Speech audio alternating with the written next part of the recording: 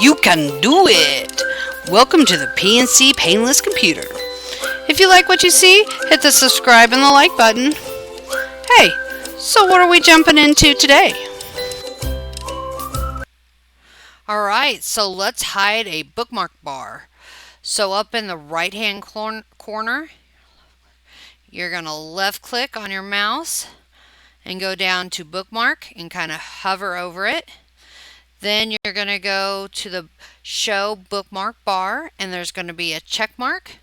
That means you can see it. If you're going to click it and then you don't see it. Let's go back. Left click, hover over the bookmark bar, show bookmark bar. Now there's no check mark, so you can't see it. Now we're going to click it again. Boom! There it is. All right, let's try it again. Ready? Oh yeah.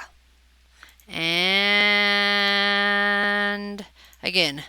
Whoa! That wasn't it. And here's a simple way to do it. Hold Control and Shift, then push B.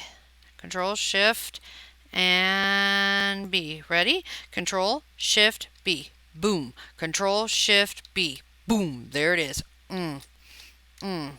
Take that, bookmark bar. Super, super easy. Look at me go.